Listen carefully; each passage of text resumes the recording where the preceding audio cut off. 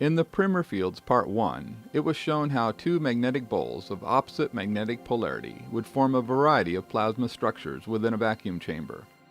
The color and shape of these plasma structures were clearly determined by the following factors: the shape of the magnetic poles, the spacing and orientation of the magnetic poles, the type of purging gas that was used, the vacuum level within the vacuum chamber, the electrical voltage used,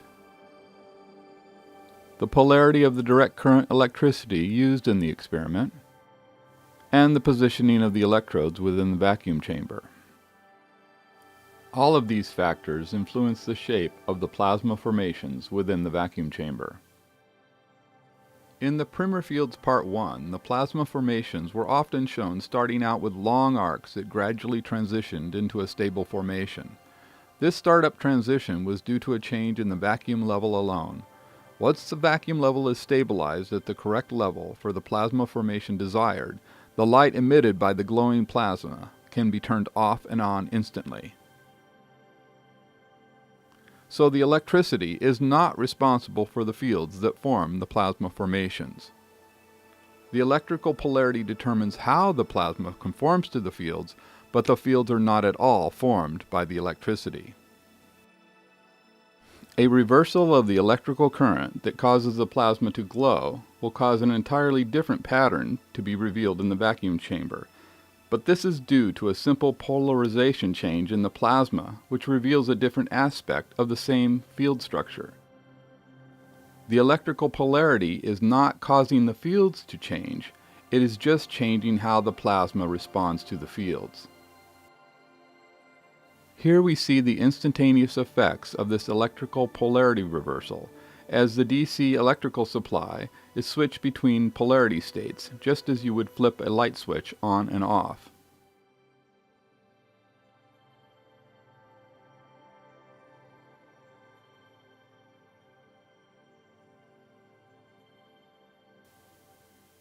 In the primer fields part 1, it was shown how these opposing bowl-shaped magnetic field emitters control the formations of both steel and magnetic balls around the magnetic poles. It was also shown how 5 mm steel balls form geometric patterns in the nucleus area between the two magnetic poles.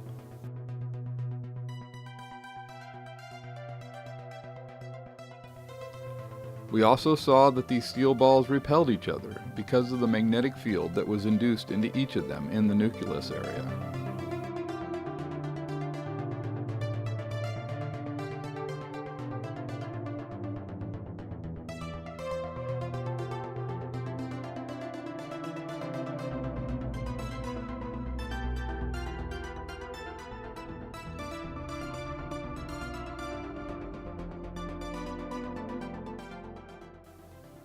The magnetic bowls also induce magnetic fields into ordinary steel balls both inside the bowls and around the bowls.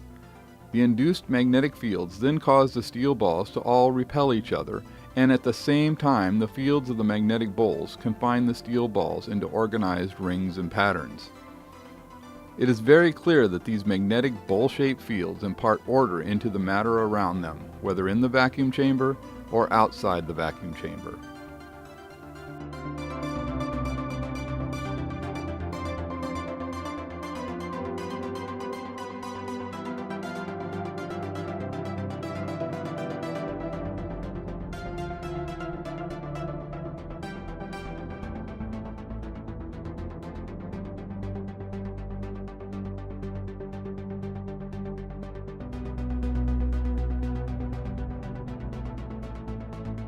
It was also shown how one of these magnetic bowls would induce a magnetic field into an ordinary steel ball, which then caused the steel ball to be repelled away from the bottom of the bowl.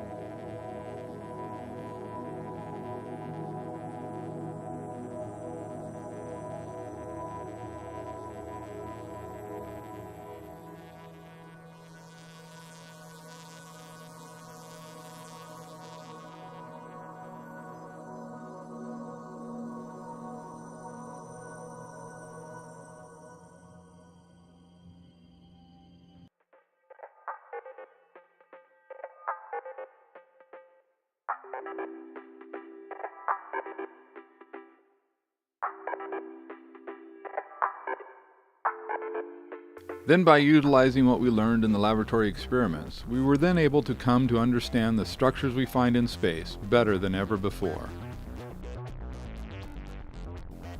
We discovered that we could now show how galaxies, stars, nebula, and most all other structures that we find in space could be explained without requiring black holes, dark matter, or dark energy.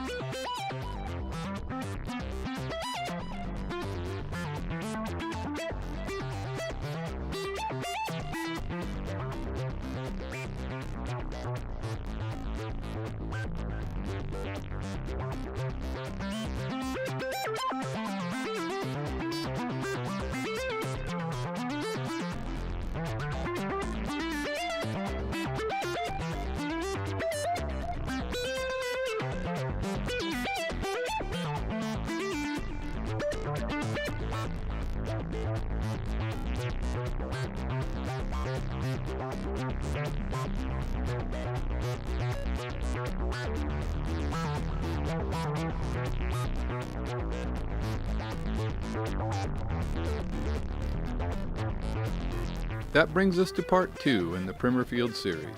To begin with, we are going to explore the magnetic substructures that are found within these magnetic poles.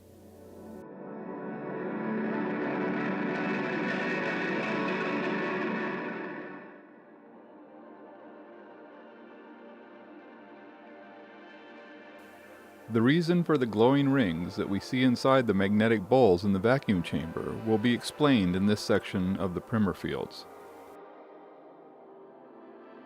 Understanding the function of these rings is critical to understanding how fusion works in the stars.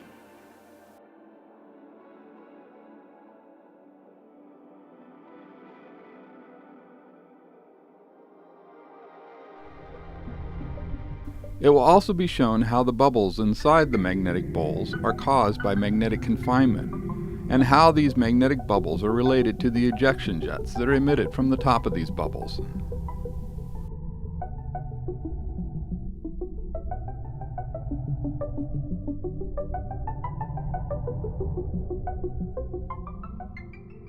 This animation shows a magnetic bowl.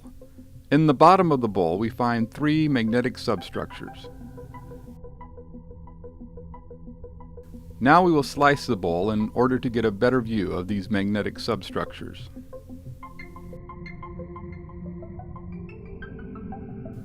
I have named these magnetic substructures the confinement dome, the flip ring, and the choke ring.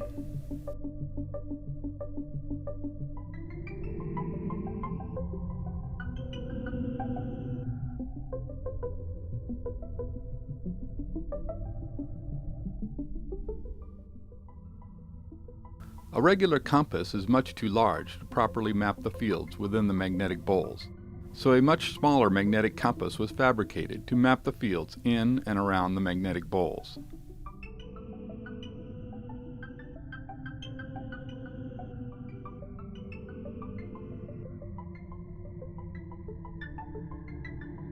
The red and blue arrows shown here indicate magnetic orientation and the direction of the flow of matter in and around the magnetic pole. The red arrows indicate magnetic north, and the blue arrows indicate magnetic south.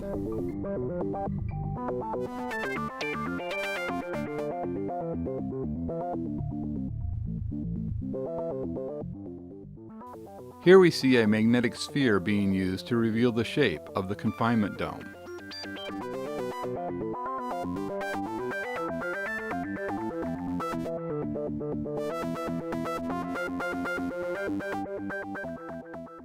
Here we see a string of magnets being used to show the magnetic field lines in and around the magnetic pole.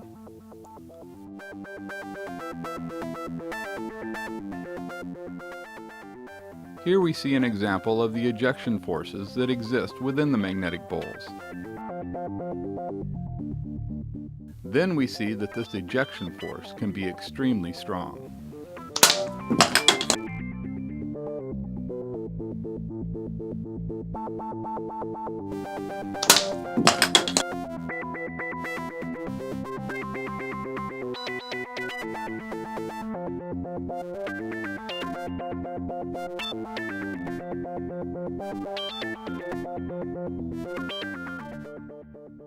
So just as we see in the plasma experiments in the vacuum chamber, we see that these ejection jets start at the top of the confinement dome and shoot out of the bowl in line with the axis of the bowl.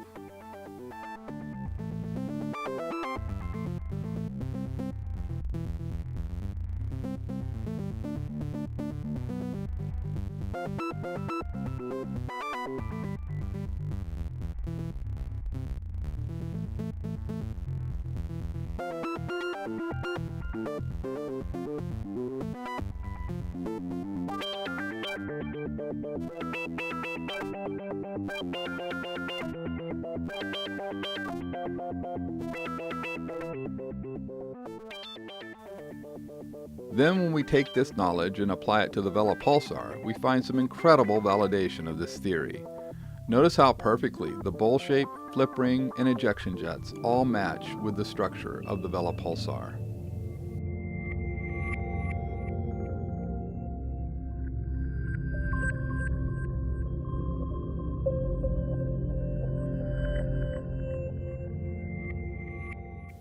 Once more, we see a magnetic sphere being used to reveal the shape of the confinement dome in the bottom of the magnetic bowl. The only way for the magnetic sphere to get under the confinement dome is for it to enter at the flip ring at the base of the confinement dome. Once under the confinement dome, the magnetic sphere is trapped under the confinement dome.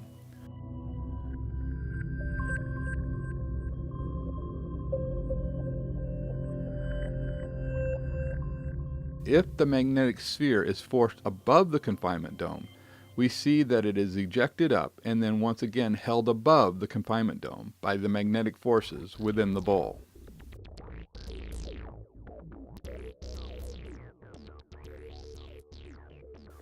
Now we have an animation showing how magnetic matter would react inside of the magnetic bowl. For now, we will be focusing on the function of the flip ring. The red and blue balls are labeled to indicate north and south magnetic polarity, red for magnetic north and blue for magnetic south. So as you can see, all the particles within the magnetic bowl are drawn to the flip ring, where they then enter the area under the confinement dome.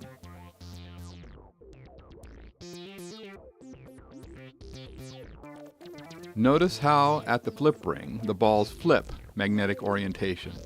That is why I call it the flip ring, because it flips the magnetic orientation of the matter passing through it.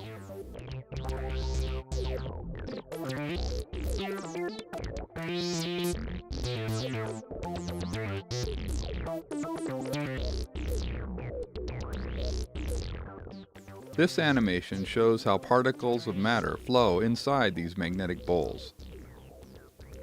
The particles of matter entering the bowl are each induced with a magnetic field of their own.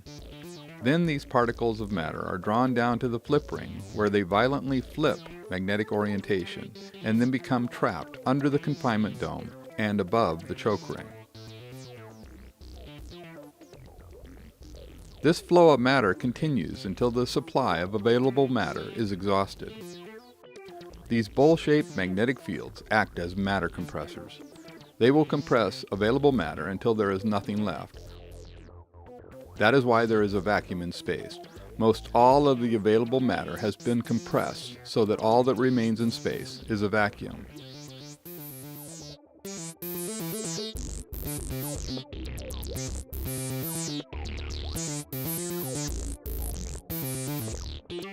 Now we will take a look at the function of the choke ring.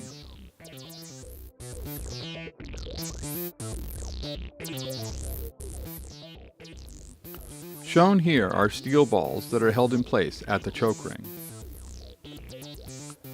The balls are free to rotate around the choke ring, but they resist exiting out the bottom of the bowl or going back up into the bowl. The flow of matter is choked at the choke ring, which is why I call it the choke ring.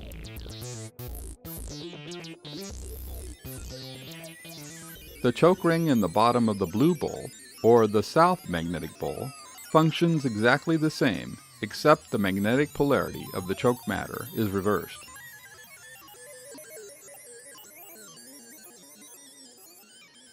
So here in the bottom of this bowl in the vacuum chamber, the glowing ring is the flip ring.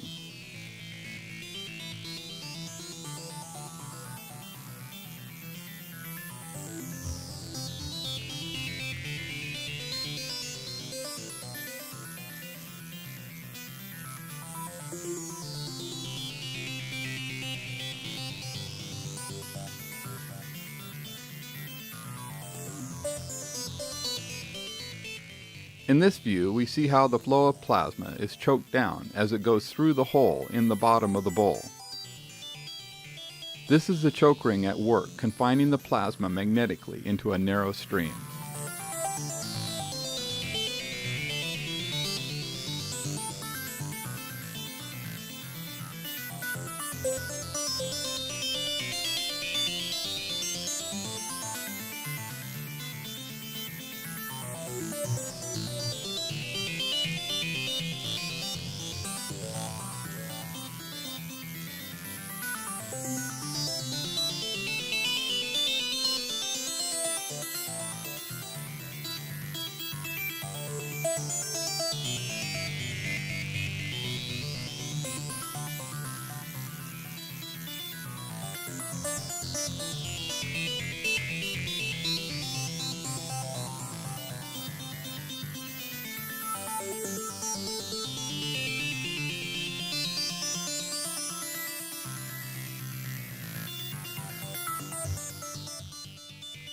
Now we are going to take a look at another magnetic substructure that exists below the bottom of the magnetic bowl.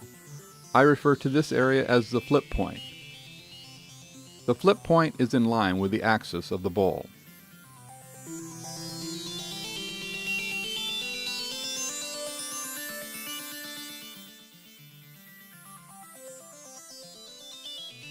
Here we see the microcompass being used to show how the flip point flips the magnetic orientation of matter at the flip point. Past the flip point, matter is held away from the bottom of the bowl, but inside the flip point, matter is drawn into the bottom of the bowl.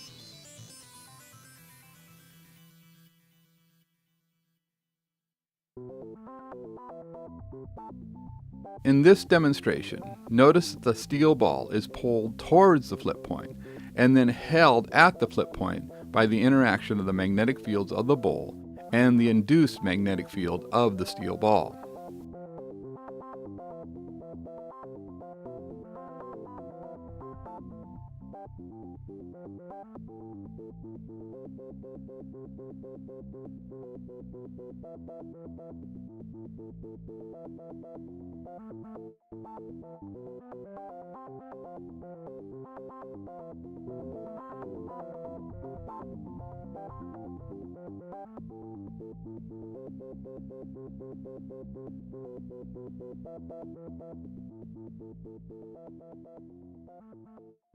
This flip point repulsion is the reason we see the ejection of matter from the bottom of the Vela pulsar.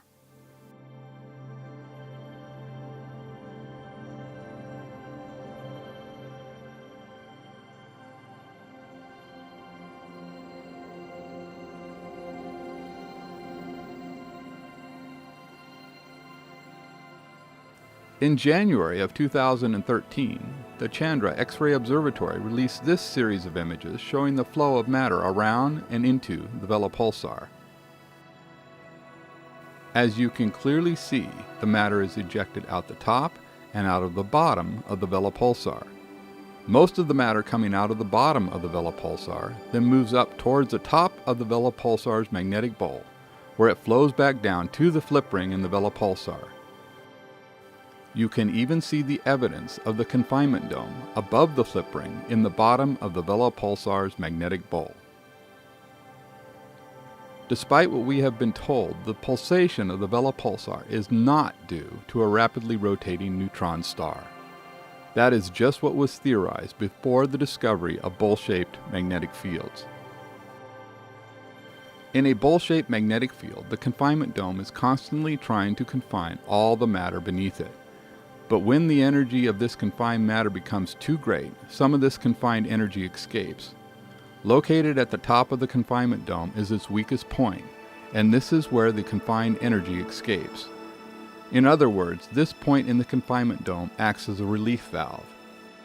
If you Google relief valve chatter, you will see that relief valves can come to a point where they will release pressure in very rapid pulses.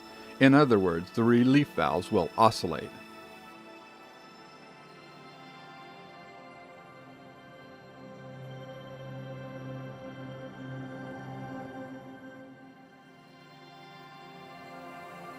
Since the confinement dome is acting as a relief valve, it can come to a state where it is rapidly pulsing as it releases a burst of energy and then closes again, cutting the flow of energy being released.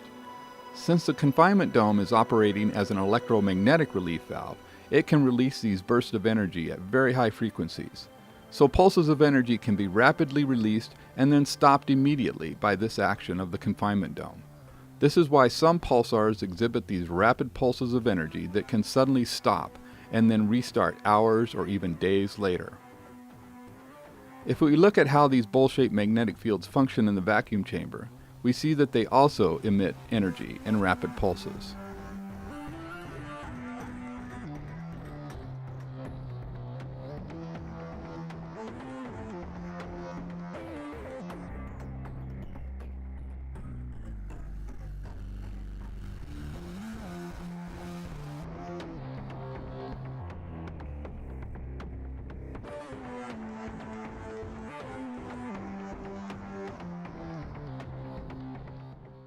In the ejection jet of HH-111, we can see very definite pulses in the matter ejected.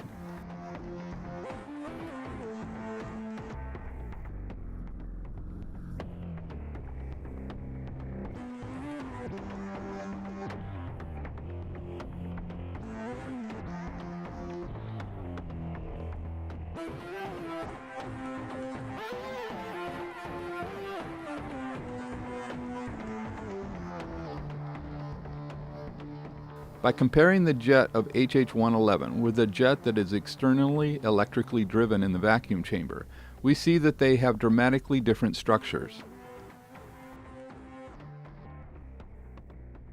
HH-30 is another example of bowl-shaped magnetic fields with the ejection jets in line with the axis of HH-30.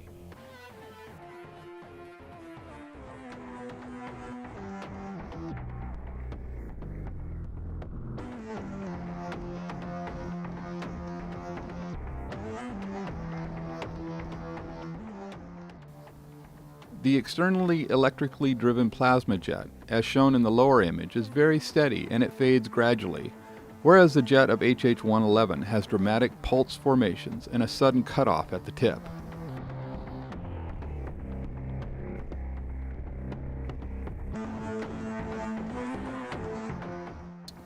The structure we see in the jet of HH-111 does not fit with what would be found in an externally electrically driven plasma jet. So I must conclude that the jet of HH-111 is not externally electrically driven.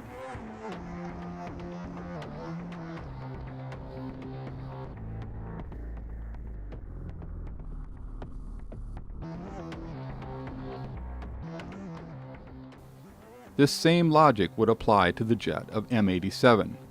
This jet is not a continuous structure that would be expected if this was truly externally electrically driven, as the jet on the right is. But we do see the common overall shape of the jets due to the shared magnetic bowl structure responsible for the jets in both M87 and the jets in the vacuum chamber. As we examine the Crab pulsar, we see that it is also easily explained with a bowl-shaped magnetic field. Here we can see the knot-like pulses that are emitted by the magnetic bowls in the vacuum chamber. Also notice how the plasma is choked down by the choke ring as it flows up into the upper bowl.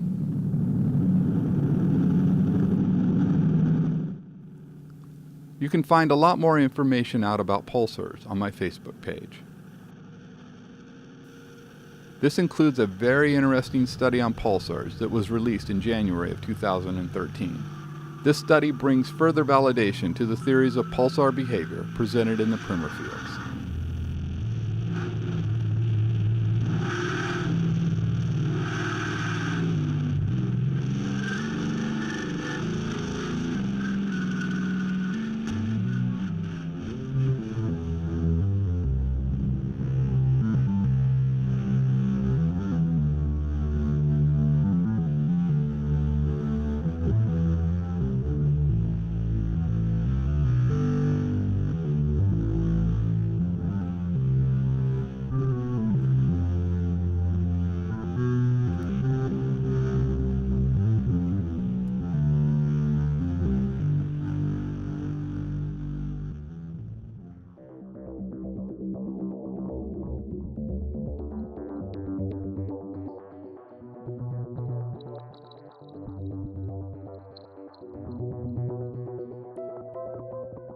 Now we are going to look at supernova remnants. Supernova remnants are all that are left of a star after it explodes or goes supernova. Astrophysicists believe that all of these bubble-type supernova remnants once had a star in the middle of them. Then they believe that the bubble we see is a shell of gas moving away from where the exploding star once was. But I am now going to show you that this concept is incorrect.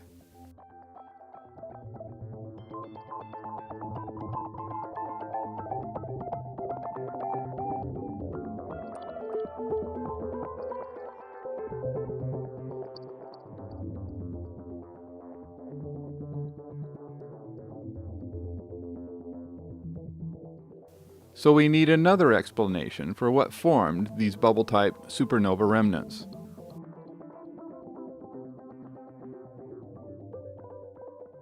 Occam's razor is accepted in science as a way to determine which solution to a problem is most likely the correct one. The goal when using Occam's razor is to provide the simplest solution possible. Therefore, in line with Occam's razor, I'm going to show you a very simple explanation of the forces behind bubble-type supernova remnants.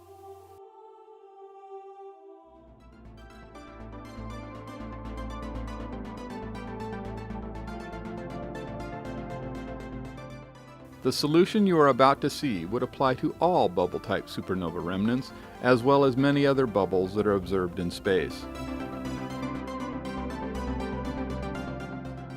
As you may have expected, the solution is found in bowl-shaped magnetic fields. So here again we see the confinement dome, the flip ring, and the choke ring.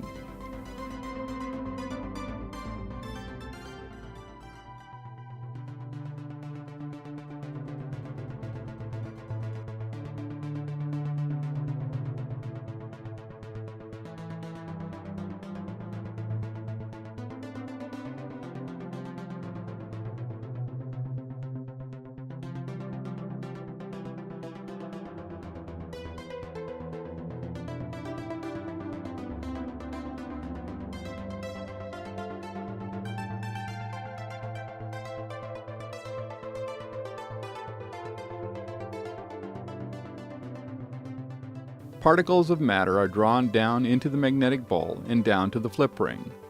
The particles of matter flip magnetic orientation at the flip ring and then become trapped under the confinement dome. As the matter continues to accumulate under the confinement dome, it causes the confinement dome to swell in size. In other words, the bubble is continually growing. This is why when they measure these bubble-type supernova remnants, they are found to be expanding.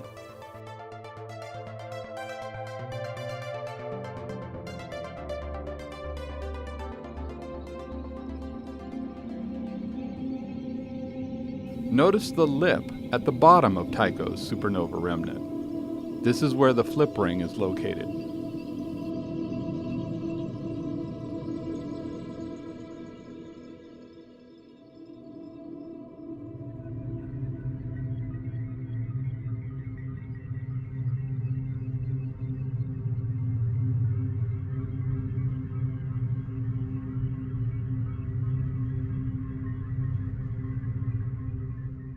Then we have supernova remnant SN 1006.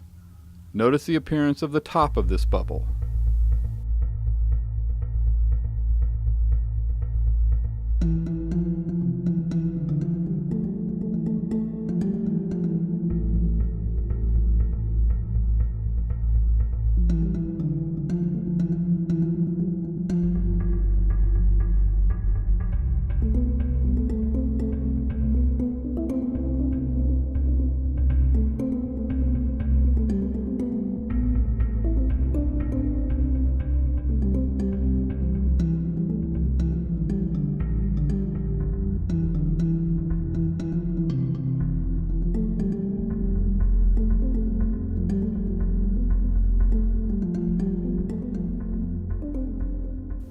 Notice the axial formation up through the middle of this supernova remnant.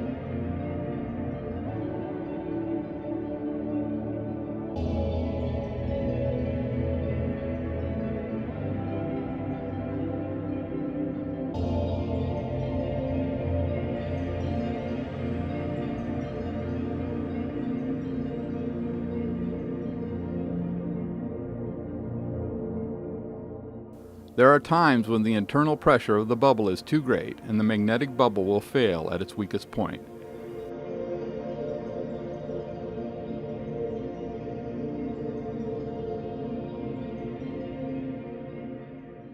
The choke ring may also allow some matter to escape out of the bottom of the bowl. This is exactly what we find in the Jellyfish Nebula.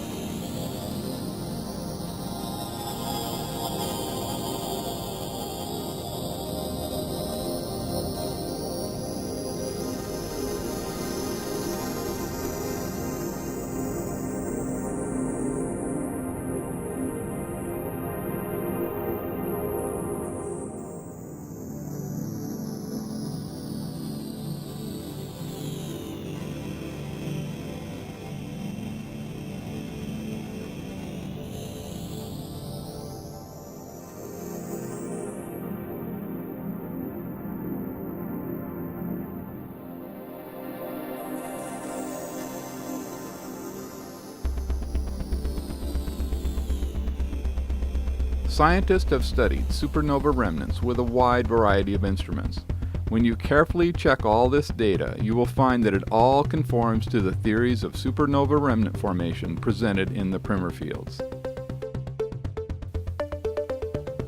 One of the most thoroughly studied supernova remnants is SN 1006.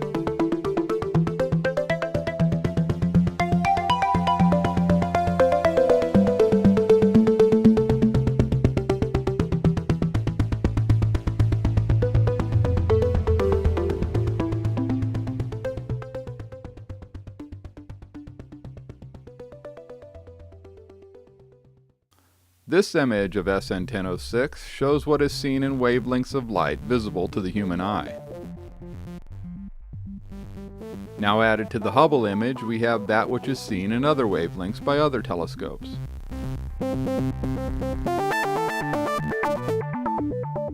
Where the magnetic field is the strongest is at the choke ring, and this is also where matter is compressed to the greatest density. This is why the choke ring area of SN 1006 is the only part of SN 1006 visible to the human eye. This is where matter has the highest density and becomes visible.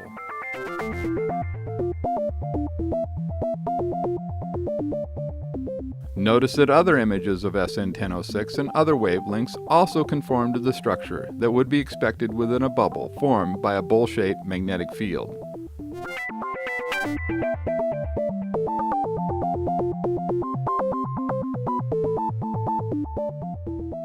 Here we see the flow of matter going down to the flip ring, and the ejection of matter out of the top and out of the bottom of SN 1006.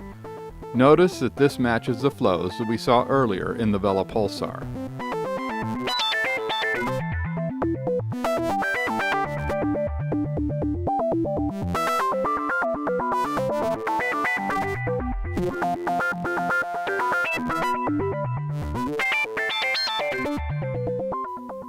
Then we have this very interesting supernova remnant.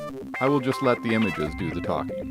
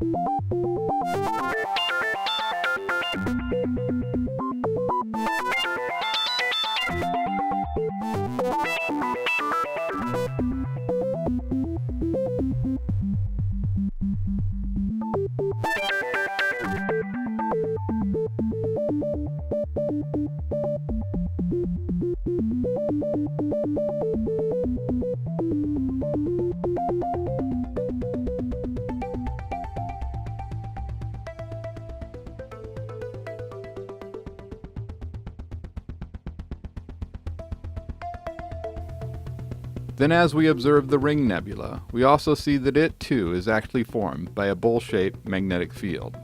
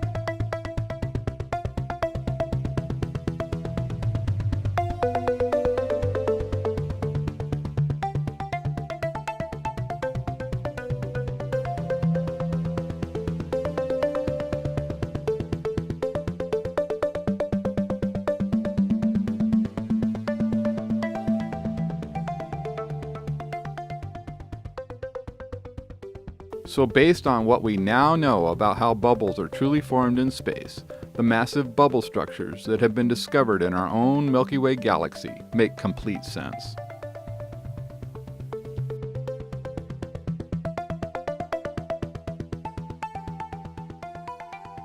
Then we have this new study that I just received this morning, which also confirms the theories presented in the primer fields. The magnetic nature of our universe is undeniable.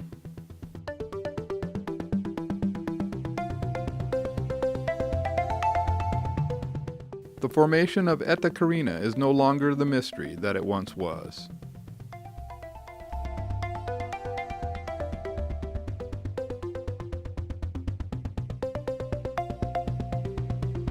The Eskimo Nebula is also easy to understand once you realize that it too is formed by bowl-shaped magnetic fields.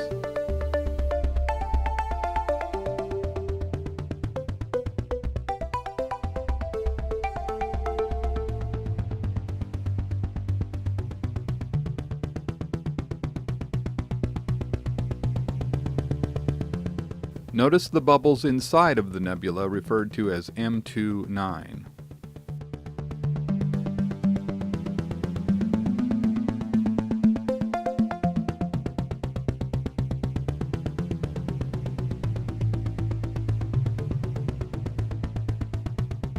So now that you know the patterns to look for, you will see that there are many confirmations of the primer fields theories found throughout the universe.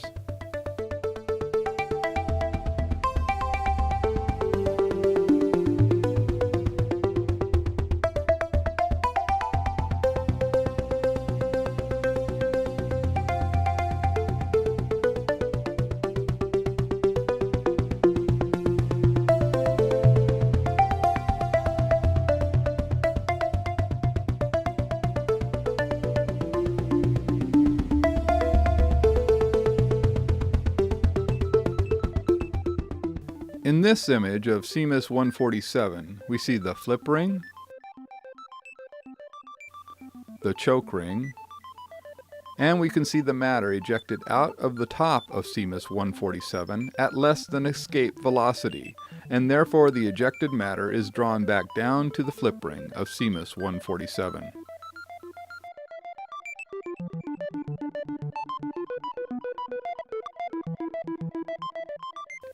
In this image of the Rosette and Cone Nebula, we can find 3 magnetic bowls with bubbles in the bottom of them.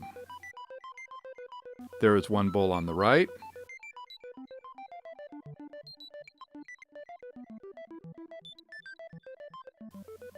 one faint bowl in the middle,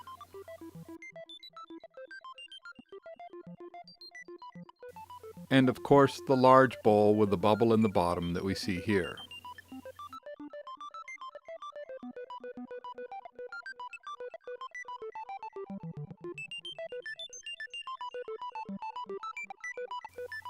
The bubble nebula is clearly in the bottom of a bowl.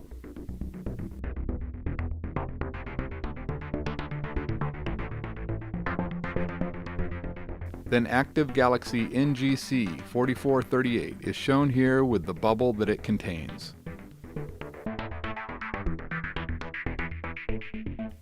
By now you don't even need me to show you the bowl-shaped magnetic fields that form the infamous Hourglass Nebula.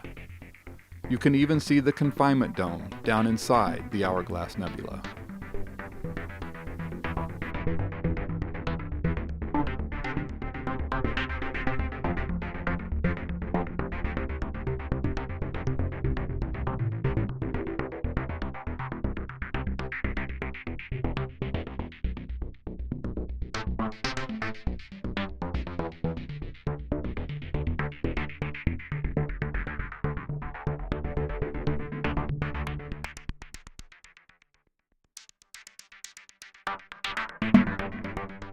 So let's review the basic structure inside these bowl-shaped magnetic fields.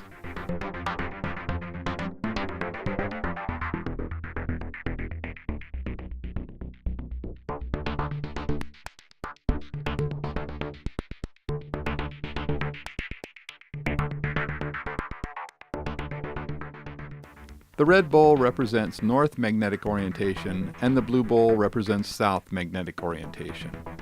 The shape of the magnetic substructures within the red and blue bowls is identical, except they are of opposite magnetic orientation. In stars, the 2 bowls would be at the poles of the star, and the flip point would be the focal point, or the nucleus, of the star.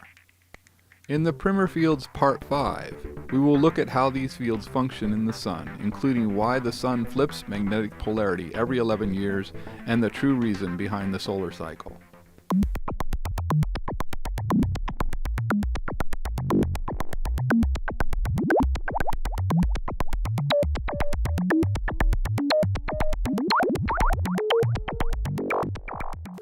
Notice that in the vacuum chamber experiments, you can see that there is a brighter inner magnetic bubble in the middle of the outer magnetic bubble.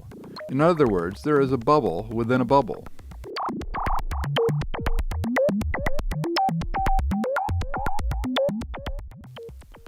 In NGC 3918, we also see a bubble within a bubble. Then the Cat's Eye Nebula also has a bubble inside of a bubble formation that cannot be explained by the currently accepted theories.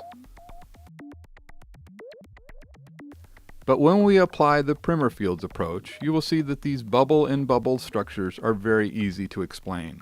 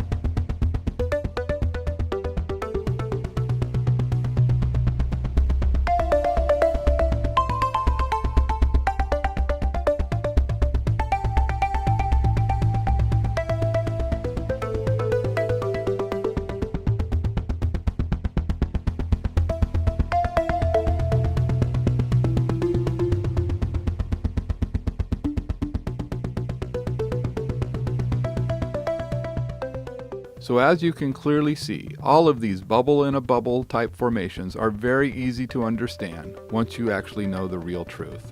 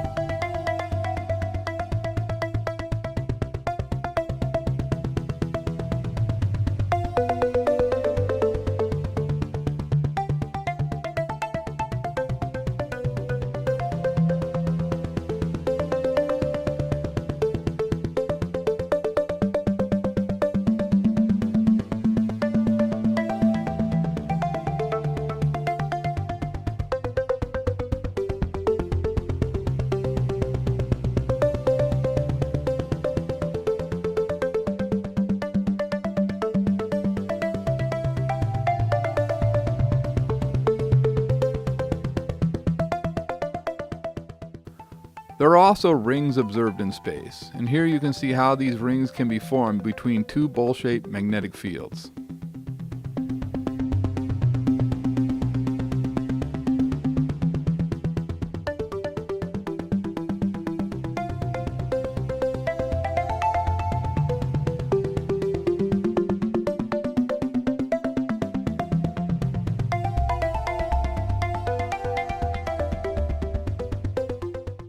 Then we see again how the Red Square Nebula could be formed between two bowl-shaped magnetic fields.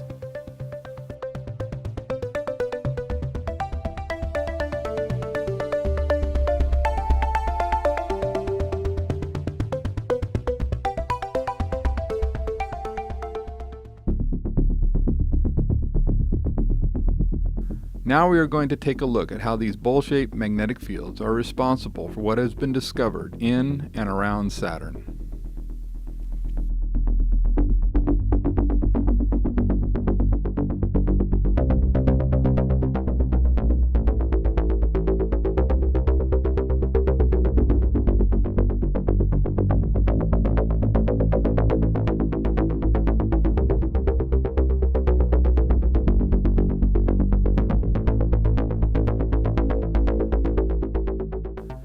Saturn's rings are so pronounced because the rotational axis and the magnetic axis of Saturn are exactly aligned with each other. Saturn is the only planet in our solar system with this exact alignment, and that is why rings are not as defined around other planets as they are on Saturn.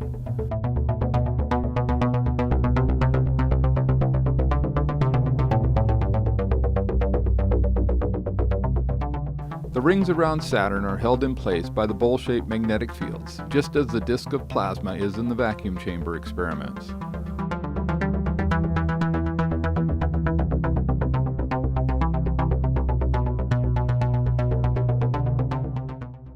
The spokes that appear in the rings of Saturn have long been a mystery. But when you apply what we learned in the vacuum chamber experiments, the cause of these spokes become very clear. Notice that these spokes are at a tangent to the surface of Saturn.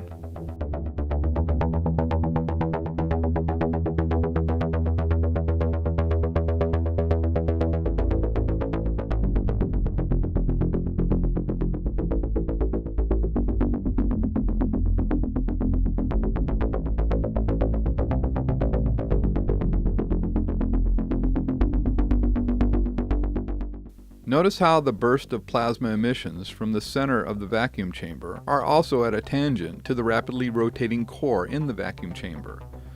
When we overlay the vacuum chamber video with the images of Saturn and its rings, the solution to the source of the spokes in Saturn's rings becomes obvious.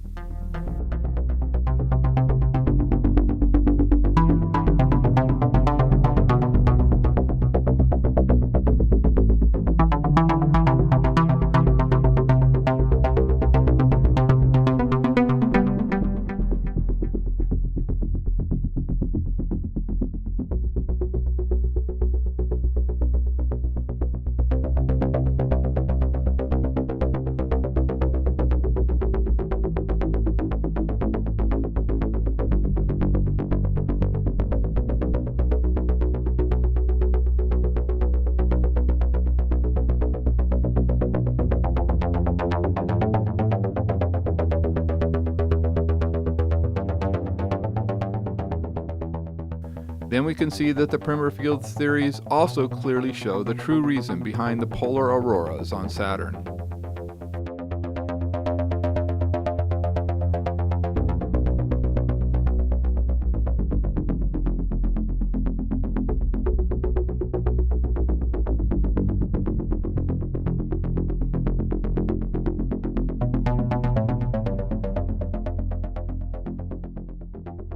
Shown here is the basic magnetic field structure that exists around Saturn.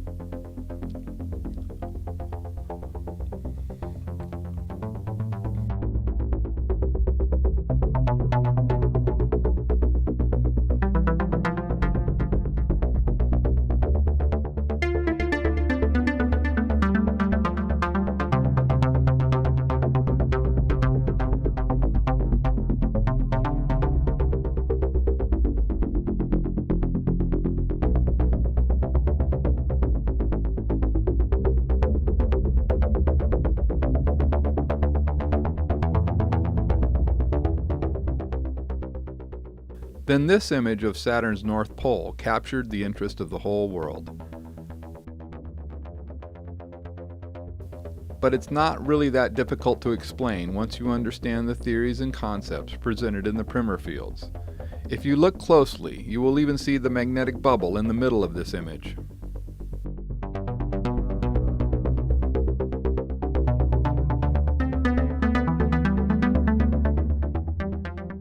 Then, of course, we have the intriguing hexagonal pattern seen in the pole of Saturn.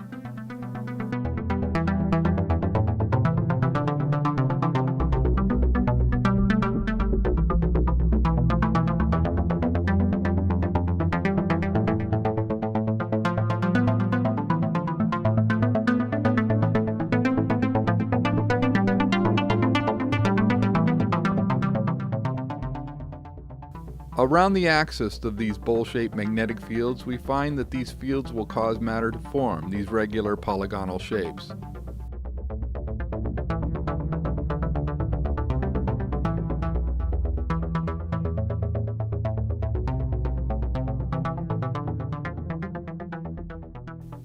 In the ring of steel balls around the nucleus in this image, we also see this polygonal effect. So as you can see, most all of the mysteries of Saturn are very easy to explain when you apply the theories that you have learned in the primer fields.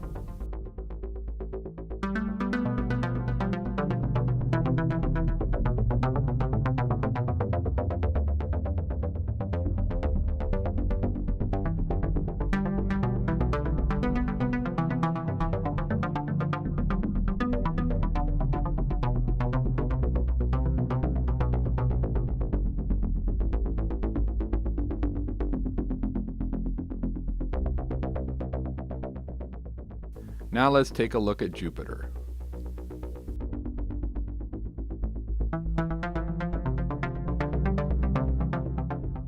Here we see that Jupiter's magnetic axis and rotational axis are not quite aligned, and that is why the rings of Jupiter are not as pronounced as the rings around Saturn.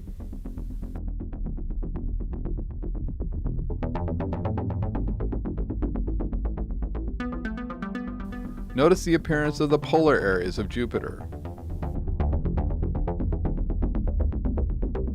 This image from NASA reveals the ring formations around Jupiter.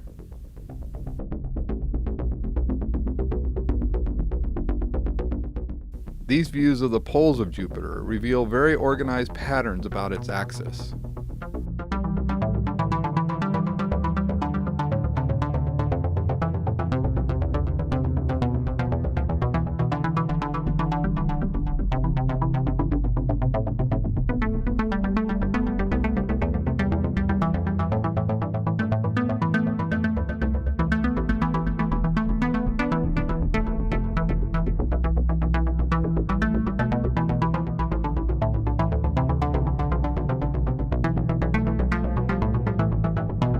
Next to the red asterisks, notice the dark spots on Jupiter as they rotate by.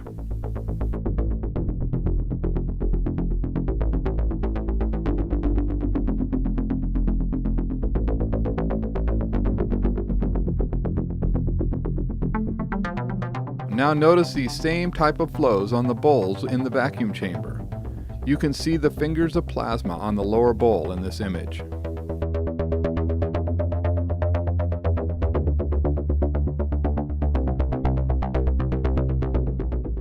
Then with the larger bowls, we also see the same type of pattern next to the glowing sphere. So by applying the theories presented in the Primer Field series, we can see that we now have a very logical explanation for the patterns that we observe on the surface of Jupiter.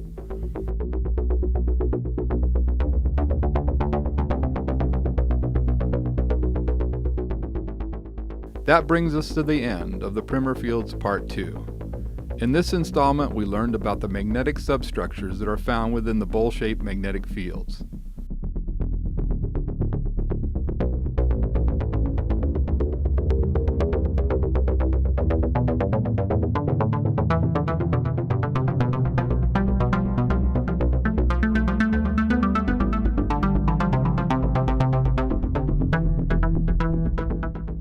You learned about how ejection jets truly function.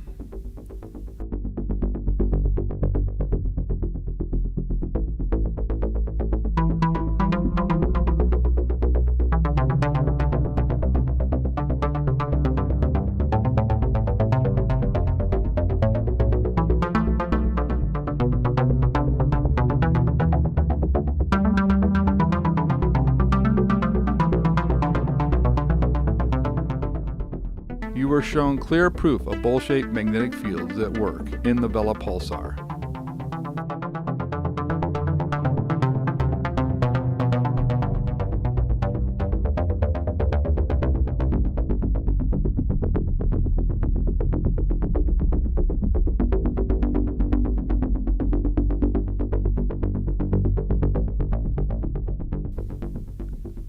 The forces at work in bubble-type supernova remnants were also revealed.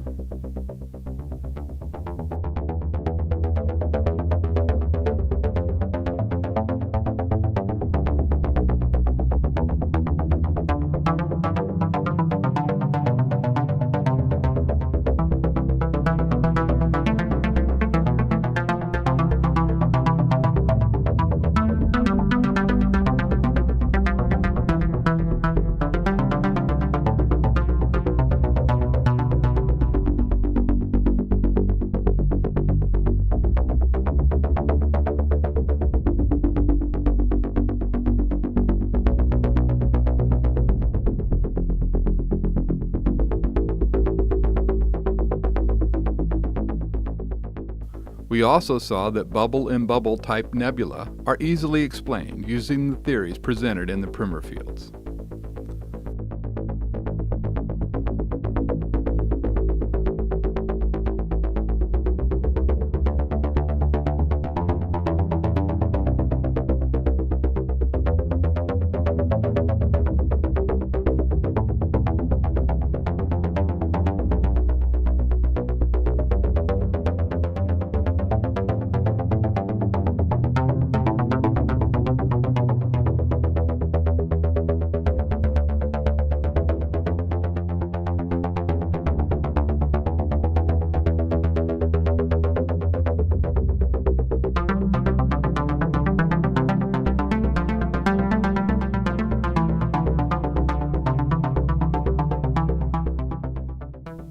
Then we ended with a brief discussion of the forces at work in and around Saturn and Jupiter.